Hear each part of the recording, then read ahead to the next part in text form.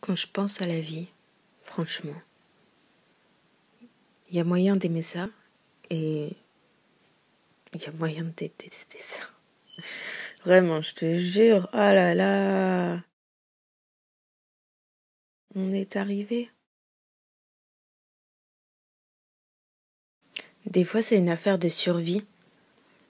Des fois, en fait, t'es dans des situations où tu vis pas, mais tu survis, en fait. Et c'est comme ça que la guerre, elle commence. Il y a la guerre parce qu'on est en état de survie.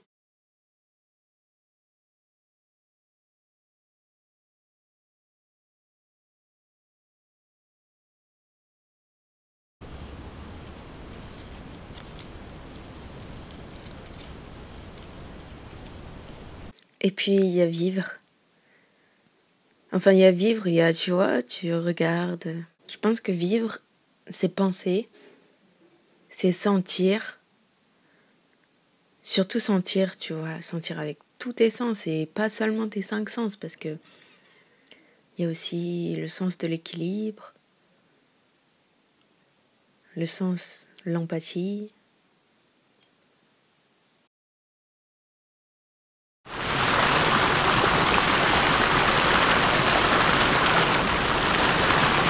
Je pense aux autres, je pense à leur vie, je pense à leurs problèmes, je pense à leur amour, je pense à leur joie, je pense à leur peine.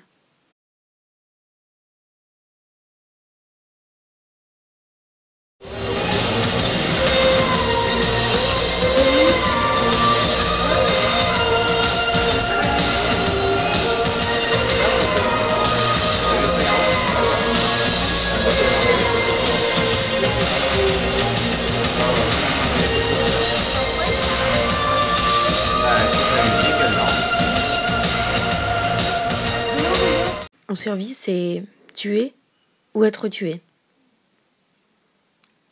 Et puis, en vie, en fait, tu te poses pas la question. Juste, tu vis, t'es civilisé, tu retrouves ton humanité.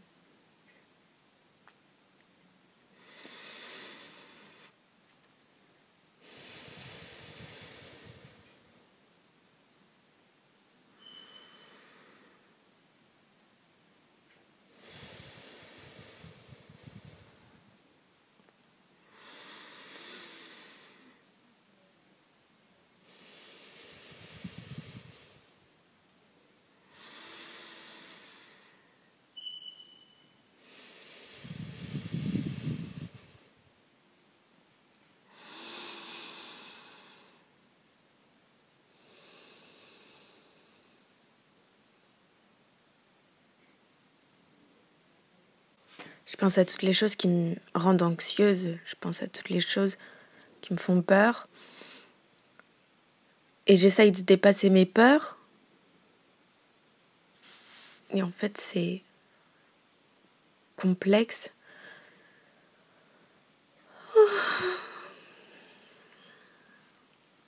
J'essaye de me calmer, de rester raisonnable.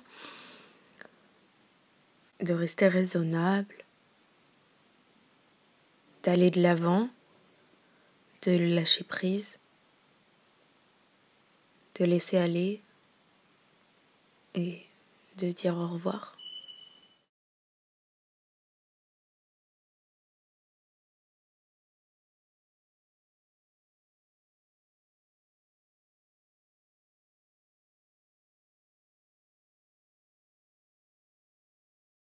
C'est fini, en fait.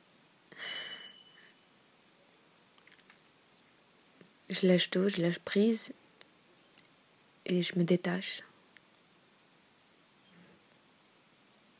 Il n'y a que la nuit qui m'apporte ce calme. La sombritude, l'obscurité,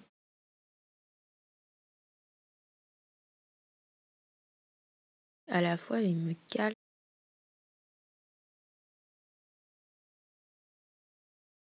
Il n'y a que l'obscurité qui me calme. Ce soir, c'est la pleine lune.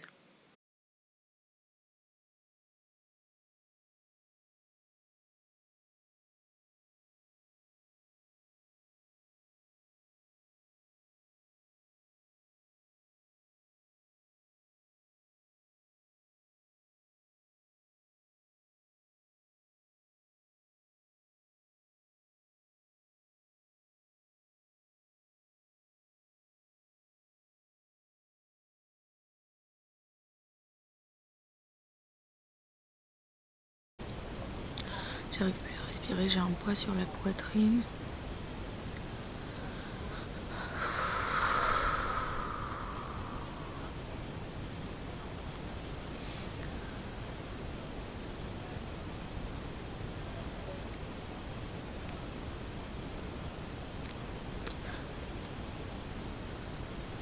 Ça me fait tellement peur.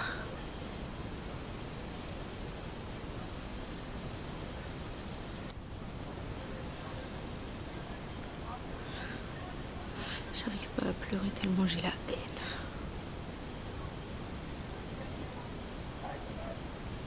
J'arrête de m'illusionner et j'accepte. Maintenant je suis déçue.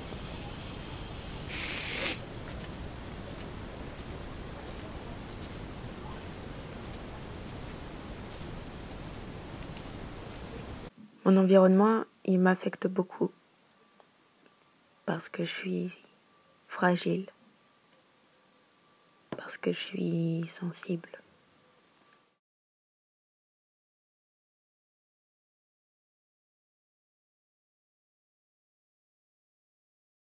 Par le décor, nous nous entourons.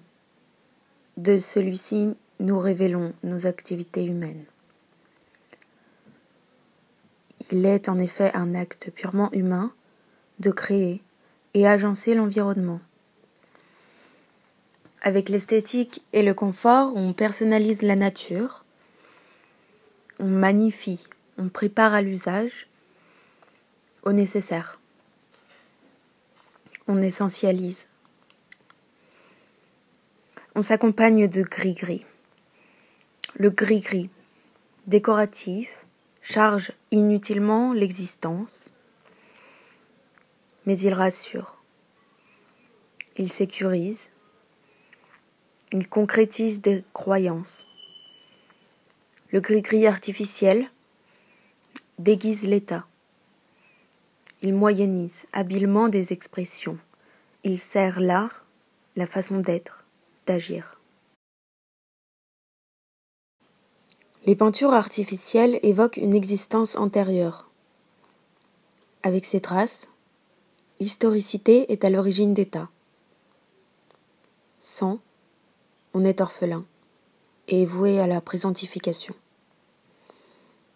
Or nous connaissons le passé, nous reconnaissons donc nos états antérieurs, parce qu'une pensée va d'avant en arrière, qu'elle défie le temps et l'espace, et qu'à grande échelle, l'homme s'humanise plus que le serpent se serpentise. Sa morphose est continuelle. Elle place son propre centre en définition, parce que la forme humaine s'autocentre. Elle se dissocie de la nature. Elle métamorphose le temps dans l'espace. L'animal est déterminé, pour autant mortel que l'humain, c'est sa peur de la finitude qui le pousse à se prolonger dans la matière. Ainsi il conjure les méfaits de l'oubli. L'homme crée l'inutile, l'intemporel, s'extirpe donc d'une fin naturelle. Pourtant l'homme sait qu'il est éphémère. Et l'animal peut réfléchir, mais c'est parce que l'homme refuse de périr qu'il invente des manières de vivre en projection. Qu'est-ce que l'homme est ? Un créateur d'artifice, un guerrier de nature indéterminée, une définition inutile.